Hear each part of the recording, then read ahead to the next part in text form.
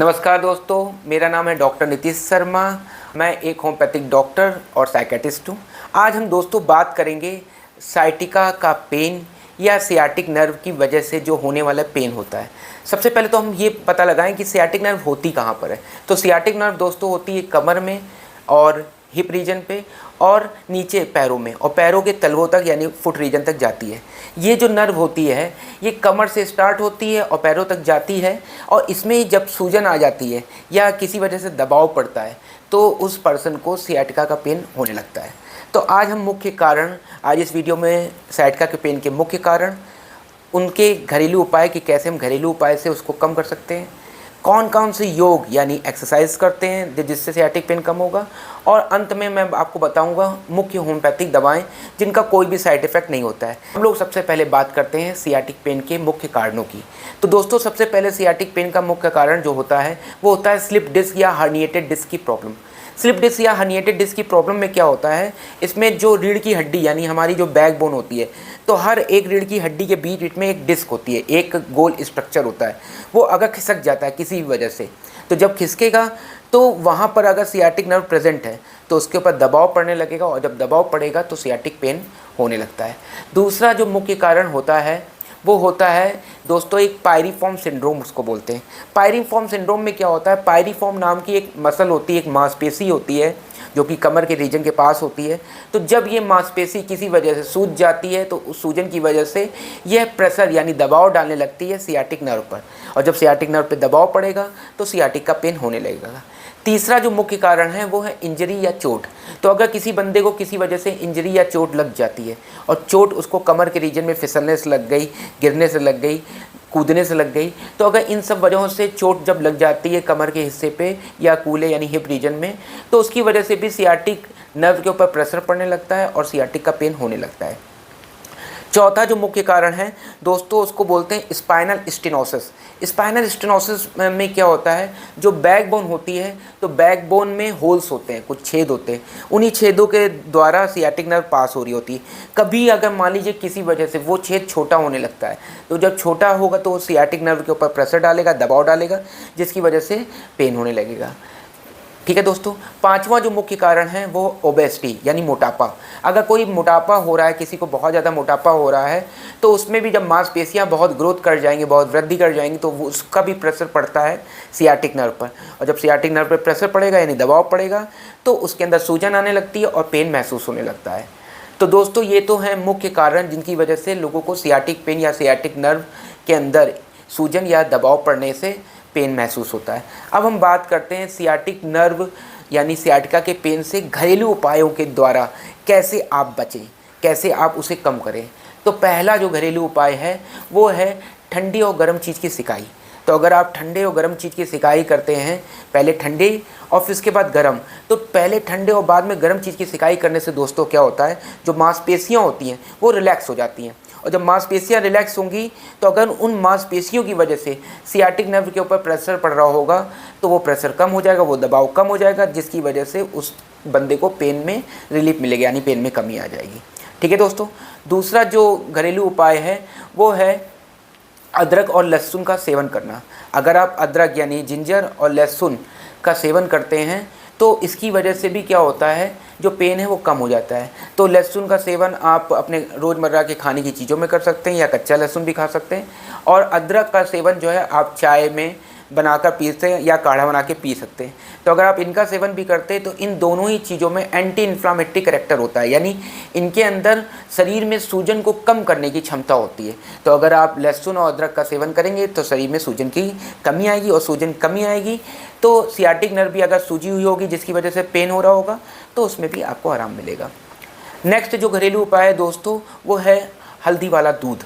आपको मालूम ही हल्दी बहुत जगह पे फ़ायदा करती है, तो उसका एक फ़ायदा क्या है हल्दी का, वो है दर्द निवारक, यानी वो एक एंटी इन्फ्लामेटरी भी यानी सूजन भी कम करती है और एनाल्जेसिक भी यानी पेन को भी कम करती है। तो अगर आप दोस्तों रात में हल्का गर्म दूध एक चुटकी हल्दी डाल के रोज़ पीते हैं तो आपके शरीर में पाए जाने वाली जहाँ जहाँ भी सूजन होगी या सियाटिक नर्व में सूजन होगी या दर्द होगा तो उसके अंदर आपको कमी महसूस होगी। नेक्स्ट जो घरेलू उपाय है दोस्तों वो है कपूर और नारियल का तेल। अगर आप नारियल तेल को हल्का गर्म करके उसमें कपूर डाल मिला लेते हैं और हल्का गर्म करते हैं और उस लेप को, उस तेल को आप जहाँ जहाँ पे भी आपको दर्द हो रहा हो उस जगह पे लगाते हैं तो आपको बहुत हद तक आराम मिलेगा। आपको हल्का फुल्का स्ट्रेच करते रहना चाहिए, पैरों का मूवमेंट कराते रहना चाहिए और साथ साथ थोड़ा वॉक भी करना चाहिए। तो अगर आप हल्का फुल्का वॉक करते हैं और थोड़ा बहुत पैरों को स्ट्रेच कराते हैं तो उस खिंचाव की वजह से भी सियाटिक पेन में आपको आराम मिलेगा। तो ये तो दोस्तों हो गए घरेलू उपाय जिनको आप अपनाएंगे तो आपको सियाटिक पेन में आराम मिलेगा। अब हम लोग नेक्स्ट बात करते हैं कि क्या क्या आप योग करें। आजकल लोगों का योग के ऊपर बहुत ज़्यादा फोकस रहता है, बहुत ज़्यादा केंद्रित रहते हैं। तो अगर आपको जो मैं योगा बता रहा हूँ उनको आप करेंगे तो उससे भी आपके सियाटिक पेन में बहुत हद तक आराम मिलेगा। तो पहला जो है दोस्तों वो है मकर आसन। मकर आसन को हम लोग क्रोकोडाइल पोज भी बोलते हैं। तो मकर आसन अगर करेंगे तो आपको सियाटिक पेन में आराम मिलेगा, क्योंकि इसके अंदर हमारी बॉडी के अंदर खिंचाव होता है जिससे मांसपेशियां शिथिल यानी रिलैक्स होती हैं और पेन में रिलीफ दिलाती हैं। नेक्स्ट जो आसन है उसको बोलते हैं भुजंग आसन। भुजंग आसन का ही दूसरा नाम होता है कोबरा पोज। तो अगर आप भुजंग आसन करेंगे तो उससे भी आपको सियाटिक पेन में बहुत हद तक आराम मिलेगा। उसके बाद नेक्स्ट जो आसन है उसको बोलते हैं सेतुबंध आसन यानी ब्रिज पोज। तो ब्रिज पोज या सेतुबंध आसन को भी यूज़ करने पर आपको पेन में बहुत हद तक आराम मिलेगा दोस्तों। अब ये तो हो गए हमारे कौन कौन से चीज़ सियाटिक पेन के कारण, घरेलू उपाय और योग। अब अंत में सबसे इम्पॉर्टेंट जो चीज़ है वो है हमारी होम्योपैथिक मेडिसिन। जैसा कि आप दोस्तों जानते ही हैं कि होम्योपैथिक दवाओं का कोई भी साइड इफ़ेक्ट आपके शरीर पे नहीं पड़ता है। तो अगर आप जो मैं आपको दवाएं बता रहा हूं अगर आप उनको सेवन करेंगे तो आपको दर्द में बहुत हद तक रिलीफ मिलेगा। तो आप थोड़ा बस ध्यान रखिएगा कि कौन सा आपको किस साइड में दर्द हो रहा है, क्योंकि होम्योपैथिक दवाएँ साइड वाइज यानी राइट और लेफ़्ट साइड का दवाएँ अलग अलग होती हैं। तो दोस्तों कुछ मुख्य होम्योपैथिक दवाएँ हैं। Number 1 colocynth. तो कोलोसिंथेसिस जो दवा है वो 30 या 200 की पावर में, अगर 30 की पावर में आप ले रहे हैं तो दिन में 3 बार लेंगे और 200 की पावर में ले रहे हैं तो दिन में 2 बार लेंगे। तो आप कोलोसिंथ दवा को अगर लेते हैं और पेन जो हो आपके बाईं ओर हो, बहुत तेज पेन हो, शूटिंग पेन मतलब एकदम से लगता हो कि तेज़ी से पेन उठा, ठीक है, और बाईं साइड में हो रहा हो यानी बाएं कमर के हिस्से में, बाएं हिप के रीजन में और बाएं ही पैरों में। तो अगर बाएं यानी लेफ़्ट साइड में आपको पेन महसूस होता है सियाटिक पेन, तो आपको कोलोसिंथ को लेना है। तो कोलोसिंथ को दोस्तों कैसे लेना है, 30 की पावर में लेना है, 30 की पावर में दिन में 3 बार या 200 की पावर में दिन में 2 बार। दूसरी जो मेडिसिन है उसका नाम है मैकफॉस। मैकफॉस जो है मैग्नीशिया फॉस के नाम से, फास्फोरिका के नाम से भी आपको पता लग जाएगी। तो मैकफॉस जो दवा है उसको 30 में या 6x की पोटेंसी में लेना है आपको। 6x या 30 की पोटेंसी में जो आपको मेडिसिन की डोज लेनी है वो दिन में 3 बार लेनी है दोस्तों।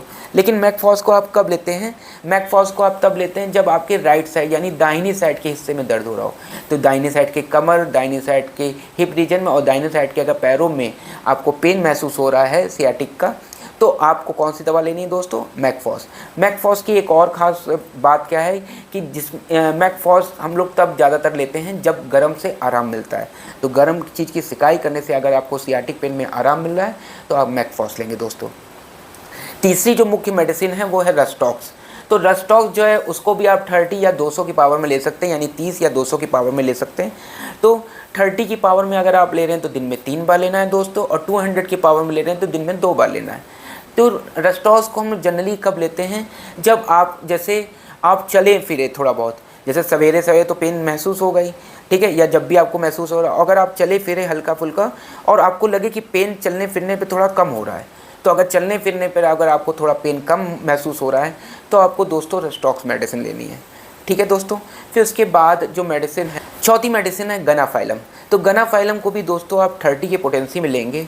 गनाफाइलम को हम लोग कब लेते हैं, जब आपको ये महसूस हो कि पेन के साथ साथ आपको लग रहा हो सुन्न भी हो जा रहा है पैर, यानी नम्बनेस, पैर में झुंझुनी टाइप की चढ़ रही है।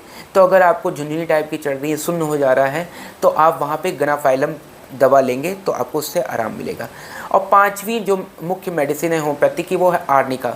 तो आर्निका की भी आप 30 या 200 की पावर में आप ले सकते हैं, 200 की पावर में दिन में 2 बार और 30 की पावर यानी 30 की पोटेंसी में आपको 30 की पोटेंसी में दिन में 3 बार आर्निका मेडिसिन लेनी है।